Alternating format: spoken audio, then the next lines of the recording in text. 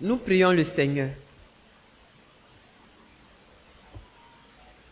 Seigneur, c'est par ta grâce que nous vivons et chaque instant de nos vies, tu nous donnes de nous perfectionner dans ton adoration, mais également dans ta connaissance.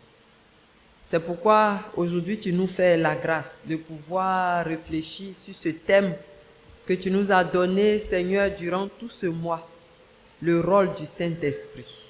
Merci de nous enseigner au nom de Jésus-Christ. Amen. Je voudrais vous saluer au nom de Jésus. Que Dieu vous bénisse abondamment. J'ai envie de vous demander de vous tenir debout pour acclamer le Seigneur pour les mamans. Aujourd'hui, c'est le jour des mamans. On va acclamer le Seigneur. Voilà. Merci beaucoup. Restez bénis. Veuillez vous asseoir.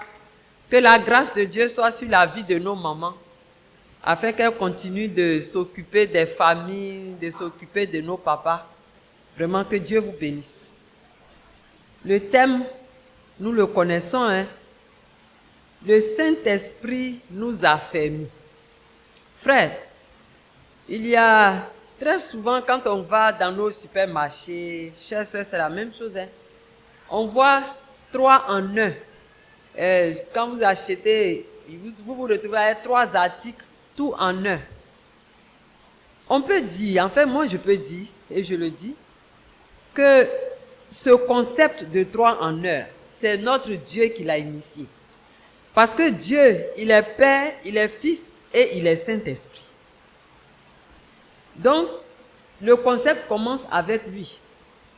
Quand nous regardons les 3 textes que nous avons lus ce matin par rapport au thème du mois, Genèse chapitre 11, versets 1 à 9, Jean chapitre 14, versets 15 à 21 et 2 Corinthiens chapitre 13, versets 11 à 14.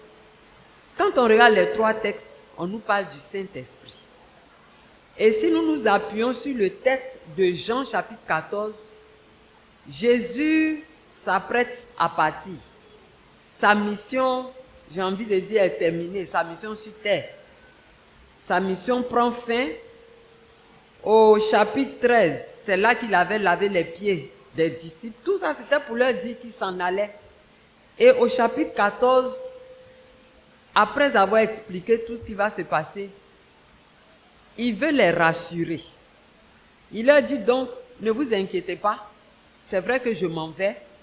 Je ne serai plus avec vous. Vous n'allez plus me voir physiquement comme on se voyait, comme on était ensemble les matins et tout ça.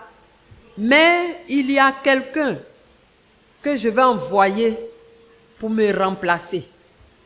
Et ce dernier-là, il va non seulement jouer mon rôle, mais il va encore faire plus.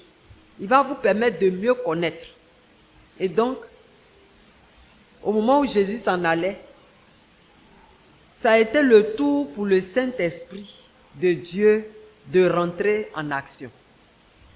Alors, ce dimanche, certainement comme les autres dimanches, c'est de voir quelles sont les actions du Saint-Esprit. Et aujourd'hui, ce mois-là, nous sommes en train de dire que c'est lui qui nous a affermis. On va voir ensemble ce que ça veut dire, affermi. Qu'est-ce que ça veut dire? Mais avant, je voudrais que nous puissions regarder dans la Bible la situation de 2 personnes.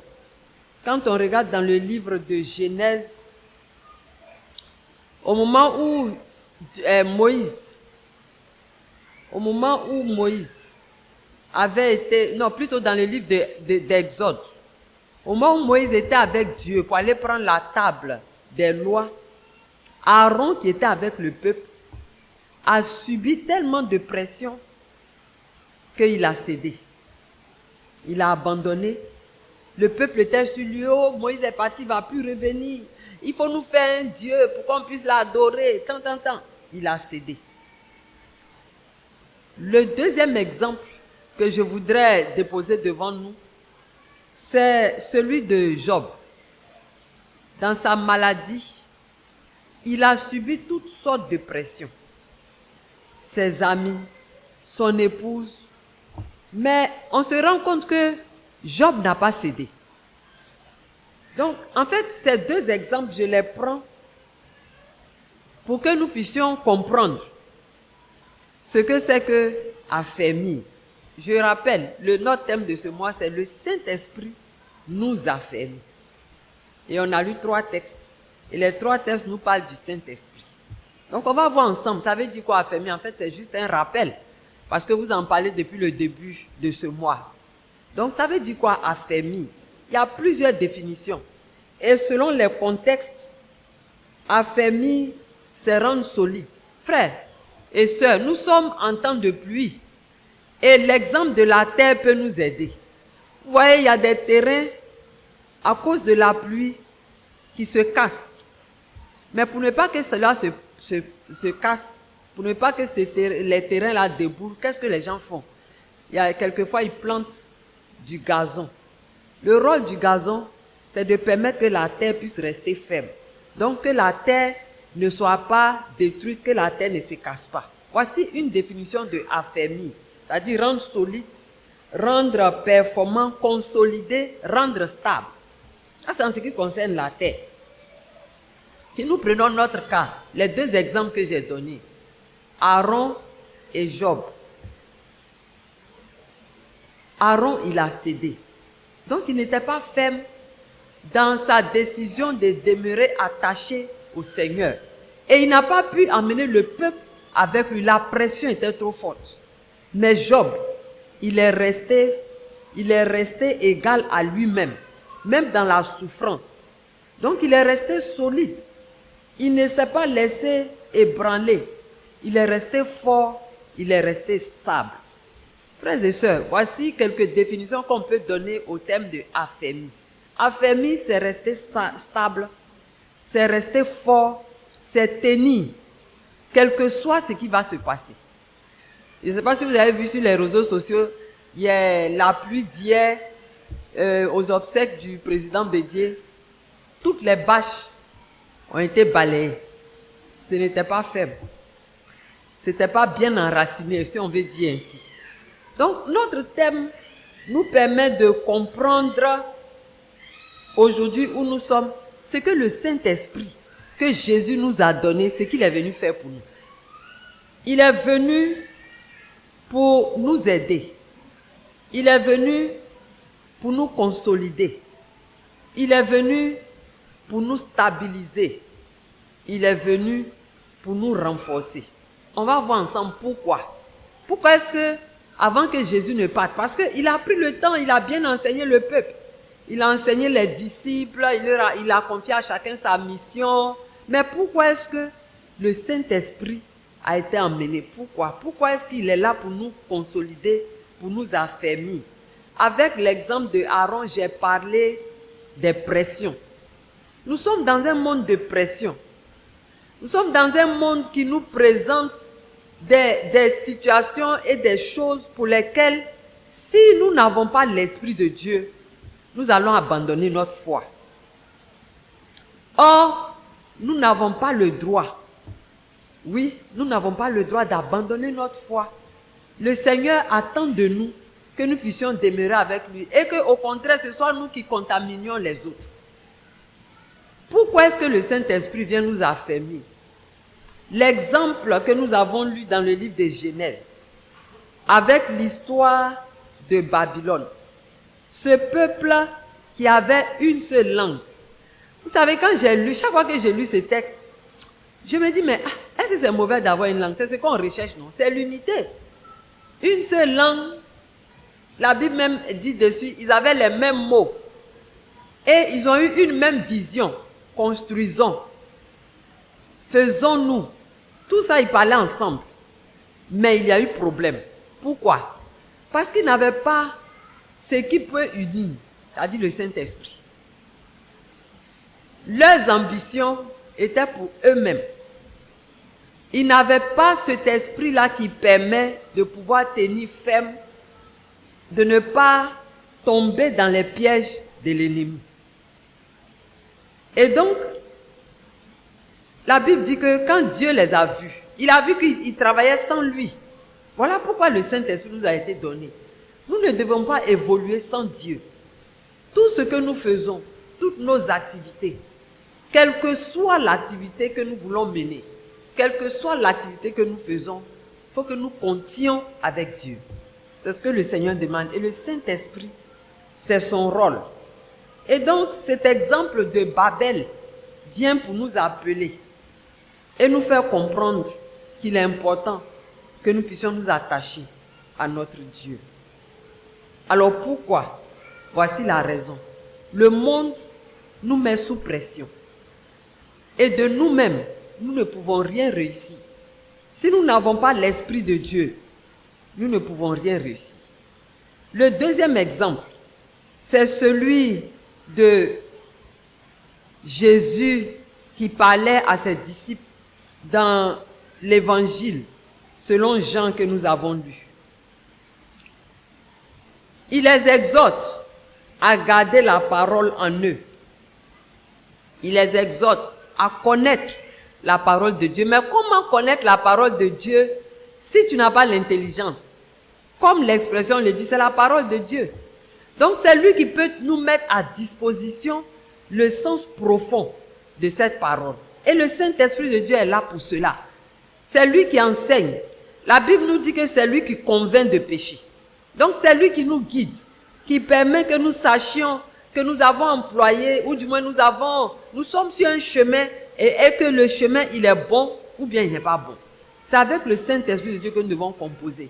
Quel que soit ce que nous voulons faire, quels que soient nos projets, si nous composons comme les gens de Babel sans Dieu, soyons sûrs que ce que nous faisons ne va pas faire long feu.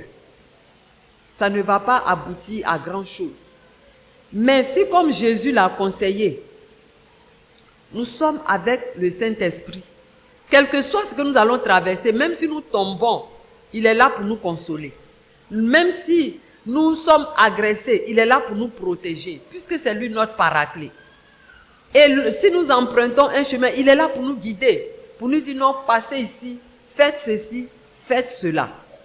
Donc voici le pourquoi. Maintenant, comment est-ce que le Saint-Esprit peut nous aider? Bien-aimés, la lecture, la méditation de la parole, la fréquentation de la communauté. Parce que la Bible dit quoi? Que le Saint-Esprit de Dieu, il est avec nous dès l'instant où nous sommes au moins deux assemblés en son nom. Et donc, il vient au milieu de nous pour pouvoir accomplir ce que Jésus avait fait. En lisant la parole de Dieu, en nous soumettant au Seigneur, en ayant des moments de méditation et de prière, Dieu se révèle à nous à travers son Saint-Esprit. La parole de Dieu nous est accessible, c'est-à-dire que nous pouvons la comprendre, la manipuler.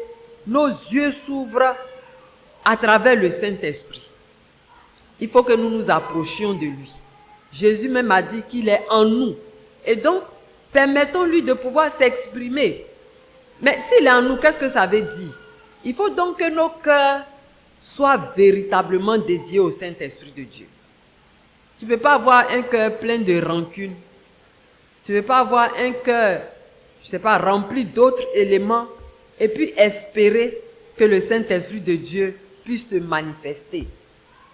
Il ne peut pas.